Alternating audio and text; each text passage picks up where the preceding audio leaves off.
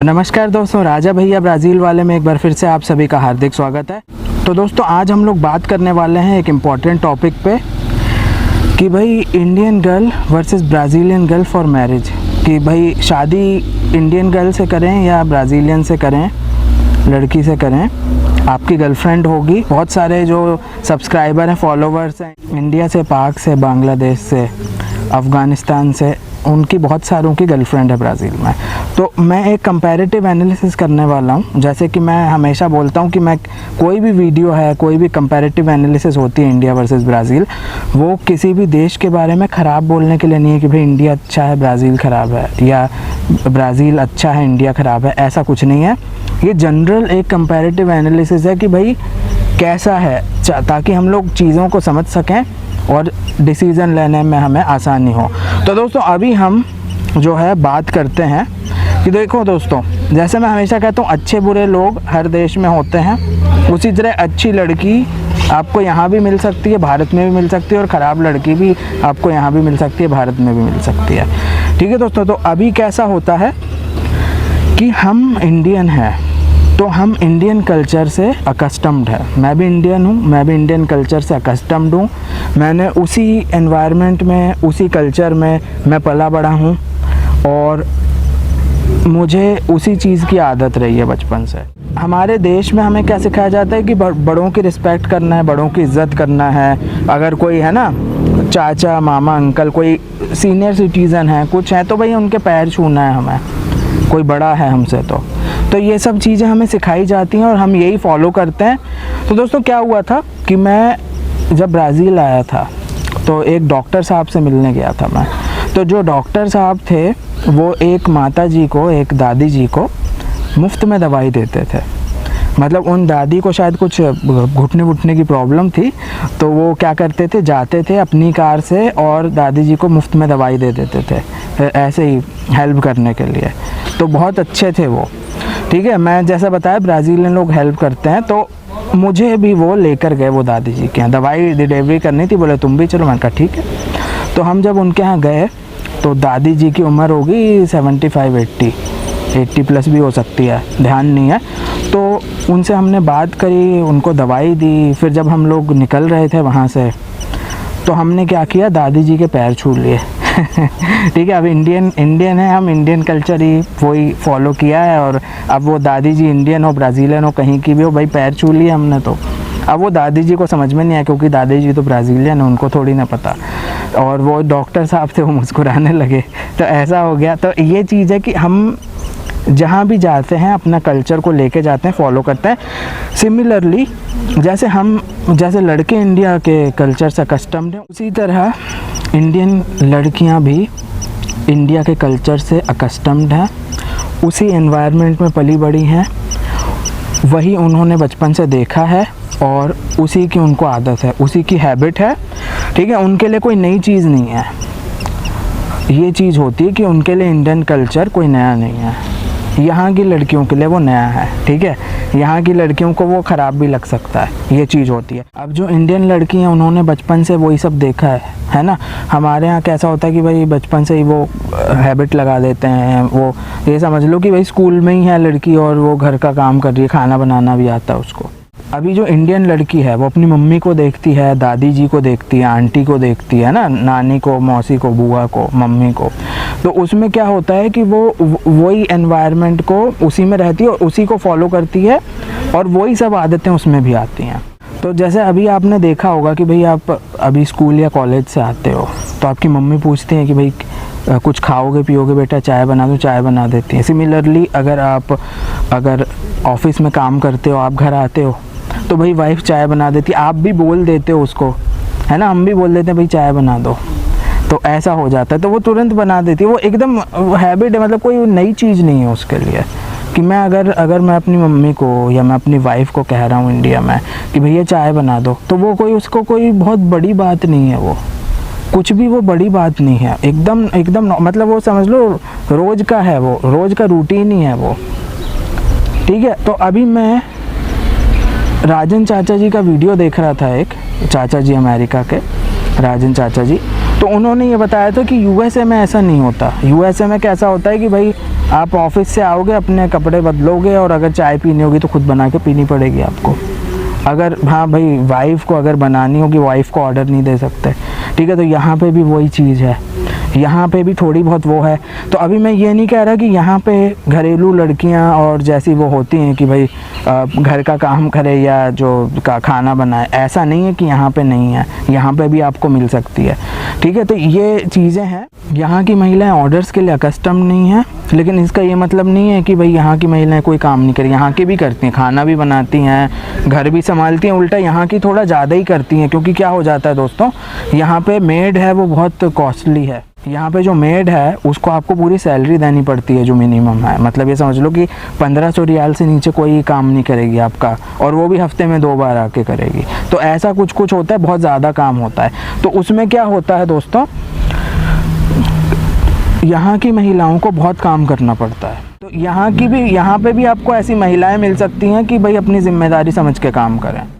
तो दोस्तों जैसे फेमिनिज़म यहाँ पे है ब्राज़ील में, वैसे उसी तरह इंडिया में भी है, ठीक है। लेकिन जो फेमिनिज़म का लेवल है वो यहाँ पे ज़्यादा एक्सट्रीम है, वो ज़्यादा रेडिकल है, ठीक है। इंडिया में कैसा है कि भाई फेमिनिस्ट भी होगी अगर, तो भी भाई वो उसी एनवायरनमेंट में पली बड़ी है समझे आप। तो अगर वो फेमिनिस्ट भी होगी तो उसका लेवल भी वैसे ही है, मतलब उसका एकदम एग्रेसिव नहीं है। मैं एक बहुत इजी एग्जांपल देता हूँ आपको। अभी हम बात करते हैं लिबर्टी, फ्रीडम। तो फ्रीडम इंडिया में भी है, ब्राज़ील में भी है, लिबर्टी इंडिया में भी है, ब्राज़ील में भी है कि नहीं। दोनों देश फ्री हैं, दोनों देश में लिबर्टी है, फ्रीडम ऑफ रिलीजन है, फ्रीडम ऑफ स्पीच है, सब कुछ है इंडिया में भी, ब्राज़ील में भी। लेकिन यहाँ की जो लिबर्टी है उसका लेवल कुछ ज़्यादा ही एक्सट्रीम है, ठीक है। इंडिया में भी लिबर्टी है, लेकिन ऐसा नहीं होता। अगर जैसे कोई मॉडर्न होगी लड़की तो वो जीन्स पहनेगी, टी शर्ट पहन के जाएगी बाहर, भाई सूट नहीं पहनेगी, तो ओके है वो। यहाँ पे कैसा है, यहाँ पे लिबर्टी इतनी ज़्यादा है कि वो शॉर्ट स्कर्ट पहनेगी और वो टी शर्ट भी एकदम छोटी पहनेगी। आपने देखे होंगे वीडियोस में, ठीक है, कभी लड़कियाँ दिखती हैं। यहाँ पे जैसे लिबर्टी का लेवल जो है वो एक्सट्रीम है थोड़ा, उसी तरह यहाँ पे फेमिनिज़म का भी जो लेवल है वो एक्सट्रीम है, ठीक है। ये चक्कर है। और आप बिलीव नहीं करोगे कि यहाँ के लड़के भी वैसे ही अकस्टम्ड है कि भाई वाइफ को हम ऑर्डर नहीं दे सकते, महिलाओं को ऑर्डर नहीं दे सकते, उनको जो करना है करें, उनको पूरी फ्रीडम है, ठीक है। हम इंडियन लड़के उस चीज़ के लिए अकस्टम्ड नहीं है। हमारा जो है वो ग्रूमिंग वो अलग तरीके से हुई है, इंडिया की लड़कियों की भी ग्रूमिंग अलग तरीके से हुई है। यहाँ पे लड़के लड़कियाँ जो भी यहाँ पे जो उनकी अलग तरीके से होती है। यहाँ का कल्चर वहाँ का कल्चर टोटली अलग है, ठीक है। तो आपको ये देखना है कि आपको कैसी लड़की चाहिए, आपका नेचर कैसा है। आप एकदम देसी हो तो फिर यहाँ की लड़की से थोड़ी आपको प्रॉब्लम भी हो सकती है, अगर एकदम घरेलू और वैसी नहीं मिली तो, ठीक है। अभी मैं ये नहीं कह रहा हूँ कि यहाँ पे बहुत सारा सब फेमिनिज़म ही है पूरा, नहीं, ऐसा नहीं है। यहाँ पे भी आपको इंडिया जैसी लड़की मिल सकती है, ठीक है। अब इंडिया की बात करते हैं। इंडिया में भी आपको ब्राज़ील लेवल का जो फेमिनिज़म है वो भी मिल सकती है लड़की में। तो ये चीज़ है। तो आपको डिसाइड करना है कि आपको क्या करना है। आप जल्दी मत करो रिलेशनशिप में या मैरिज में, जल्दी मत करो। पहले बात करो, पहले ऑब्ज़र्व करो और देखो उसका नेचर कैसा है, वो कैसी है, उसके बाद करो। अगर आप पूरे देसी हो जैसा मैंने बताया था तो फिर आपके लिए इंडियन ही बेटर है वाइफ, ठीक है। अगर आप पूरे देसी हो कि भाई एकदम हम तो भाई अटल हैं, भाई वेजिटेरियन भी हैं, हम अपने धर्म के भी हैं और हम भाई टोटली अटल हैं अपने डिसीजंस पे, भाई हमारा तो इंडियन कल्चर से हुए, हम नहीं बदलने वाले बिल्कुल भी, मेरी तरह हो समझ लो आप तो भारतीय फिर महिला अच्छी है आपके लिए। अभी हम बात करते हैं कि अगर आप टोटली लिबरल हो और एकदम ओके हो, ठीक है। ओके टोटली हो का मतलब क्या हो गया कि भाई कई लड़के होते हैं कि भाई हमको धर्म से कोई लेना देना नहीं है, वो अपना फॉलो कर ले, है ना। कई लोग तो अपने ही धर्म बदल लेते हैं लड़के ठीक है। तो अगर आप उस टाइप के हो, अगर आप टोटली लिबरल हो कि भाई वाइफ को खाना बनाना है तो बनाए, नहीं बनाए तो कोई भी बात नहीं, ठीक है। और अगर आप भाई ऐसे हो कि वाइफ अगर कुछ भी करे, अपने डिसीजंस खुद ले, जो उसको करना है करे, तो भी आपको कोई प्रॉब्लम नहीं। अगर आप ऐसे हो टोटली लिबरल हो तो फिर यहाँ पे कोई प्रॉब्लम नहीं आपको, ठीक है। तो ये चीज़ें आप खुद को देखना है आप कैसे हो, फिर देन आपको डिसाइड करना है। तो अभी कैसा होता है दोस्तों, हमारी जो भारतीय महिलाएं हैं उनका थोड़ा एटीट्यूड अलग होता है कि हाँ भाई हस्बैंड से हम पूछ के बात करेंगे। तो आपने बहुत बार देखा होगा, कभी ना कभी लाइफ में देखा होगा, कभी किसी महिला से कुछ बात की होगी तो उसने कहा होगा मैं ना अपने हस्बैंड से पूछ के बताऊंगी आपको। यहाँ ऐसा नहीं है, ठीक है। तो यहाँ पे ऐसा नहीं है, यहाँ पे महिलाएं अपने खुद डिसीज़न लेती हैं और वो जो चाहे कर सकती हैं। अगर आप टोटली ओके हो कि भाई हमारी वाइफ है वो अपनी दोस्तों के साथ बिना बताए कहीं घूमने भी चली गई तो हमें भी कुछ नहीं है ना, तो ये होता है। तो वो होता है अगर आप टोटली लिबरल हो, आपको कोई फ़र्क नहीं पड़ता, मतलब एकदम ही टोटली ब्राज़ीलियन लड़के टाइप हो आप, तो वैसा है। एक बात हमेशा याद रखना, यहाँ पे भी इंडियन जैसी थिंकिंग वाले लड़के हैं कि भाई मेरी वाइफ है ना, तो यहाँ पे भी हैं वैसे लड़के। ऐसा नहीं है कि हाँ पूरे लिबरल हैं सारे लड़के, ऐसा नहीं है। यहाँ पे भी जेलसी है, यहाँ पे भी वाइफ का मर्डर कर देते हैं, यहाँ पे भी वो जो है वाइफ को मारते हैं, ठीक है। शराब पी के मारने वाले केसेस भी बहुत हैं, वाइफ का मारने वाले भी केसेस बहुत हैं, ठीक है। डोमेस्टिक वायलेंस के भी केसेस बहुत हैं। तो ऐसा नहीं है कि भाई यहाँ पे टोटली लिबरल है और सब अच्छा चल रहा है और सब एकदम चिल है, ऐसा नहीं है। यहाँ पे भी प्रॉब्लम्स है, भारत में भी हैं, ठीक है। तो अभी डाइवोर्स रेट जो है वो इंडिया में भी है, तलाक जो है वो इंडिया में भी होते हैं, यहाँ भी होते हैं, ठीक है। और अगर आप सही व्यक्ति से शादी नहीं करोगे तो वो आगे गाड़ी बढ़ने नहीं वाली आपकी। तो आपको क्या करना है, चाहे इंडिया में करो यहाँ करो, आपको वो देखना है। लेकिन अभी हम इसकी बात नहीं कर रहे, शादी कैसी से करना है वो बात नहीं कर रहे, अभी हम कंपैरेटिव एनालिसिस कर रहे हैं इंडिया वर्सेस ब्राज़ील की, ठीक है दोस्तों। तो अभी मैं रिपीट करता हूँ कि अगर आप पूरे कंप्लीट देसी हो और आप भाई आपकी गर्लफ्रेंड है तो फिर वो आपको देखना है कि वो आपका जो एटीट्यूड है, आपका बिहेवियर है उससे ओके है कि नहीं, वो है ना। अभी मैंने कई केसेस देखे हैं कि महिलाएं हिंदू बन रही हैं, ब्राज़ीलियन लड़कियां हिंदू बन रही हैं। आप बिलीव नहीं करोगे, ऐसी भी लड़कियां, मुझे सब्सक्राइबर नहीं मेरे बताया कि किसी ने मेरा इस्कॉन टेम्पल का वीडियो देख के उसकी गर्लफ्रेंड ने वहाँ से भगवत गीता खरीद ली। मैं बहुत प्रसन्न हुआ, मैंने कहा मेरे एक वीडियो से किसी ब्राज़ीलियन ने भगवत गीता खरीद ली तो वही काम हो गया अपना। तो ये होता है, तो मतलब उससे कुछ तो फ़ायदा हुआ वीडियो से, तो मुझे बहुत खुशी हुई। उसने बताया कि भाई भगवत गीता पोर्तुगीज़ में उसने ले ली।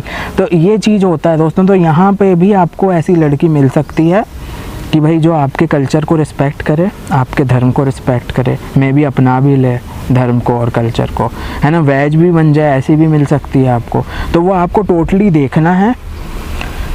और अगर आपका अभी रिलेशनशिप में झगड़े होते हैं, बहुत कॉमन है, अगर आप डेटिंग कर रहे हो, वर्चुअल रिलेशनशिप है, या अगर आपका पर्सनली भी गर्लफ्रेंड है या बॉयफ्रेंड है, तो बहुत कॉमन है झगड़े होना, मिसअंडरस्टैंडिंग होना।